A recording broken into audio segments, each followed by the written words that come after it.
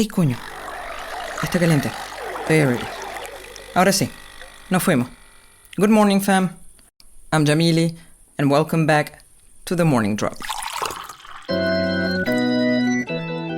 Hi, Mi Tu Familia. It's your girl, Jenny, and today we're talking about one of those stories that makes you stop and ask, is this peak fandom or peak capitalism? Because after Taylor Swift and Travis Kelce's highly publicized wedding, something unexpected became a hot collector's item. Not signed memorabilia, not leftover decorations, trash. Yes, actual garbage collected from the streets outside Madison Square Garden. So here's what happened if you haven't heard already. New York artist Justin Gignac, who's built a career around turning ordinary New York City garbage into collectible art, headed to the streets around the wedding venue after the celebration wrapped up. Armed with a trash picker and wearing a tuxedo for the occasion, he gathered whatever had been left behind. Things like bottle caps, straws, bits of paper, even a lone AirPod. He sealed each item into a tiny clear acrylic cube, labeled it as authentic garbage collected near the wedding, and sold each piece for about $25. And here's the twist. They sold out almost instantly. If you're wondering why anyone would buy trash, that's exactly what sparked the online debate. Some people saw it as a clever piece of conceptual art. After all, Gignac has been preserving pieces of New York's everyday history this way for years. Others thought it perfectly captured modern celebrity culture. The idea that virtually anything associated with one of the world's biggest stars can suddenly become valuable. And then there were people who simply couldn't believe someone had willingly paid money for what was, quite literally, street garbage, like myself. The story also highlights something interesting about fandom in the social media era. For many fans, it's not necessarily about owning something expensive.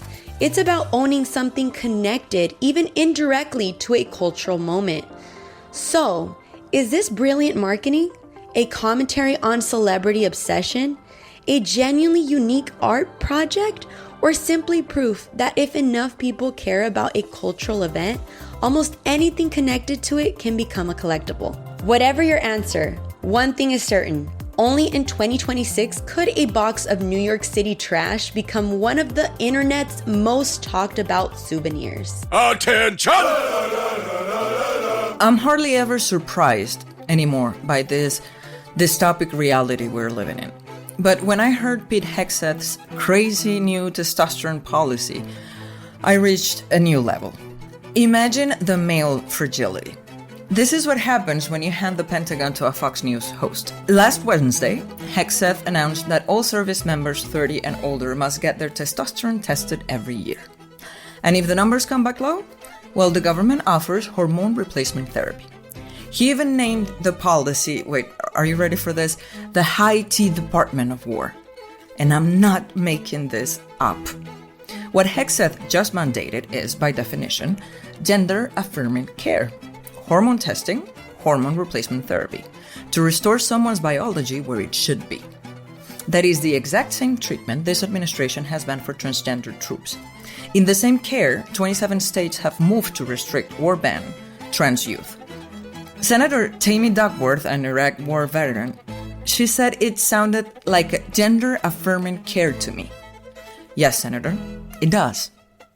He also wants women out of combat roles, by the way. Vermont Congresswoman Becca Balint said the policy was indicative of, quote, homoeroticism. And she's not wrong. So, a policy that pumps men with hormones and pushes women out the door. Hey, Hegseth, maybe it's time to stop acting like a coat rack in the closet and come out. I promise, it will be okay.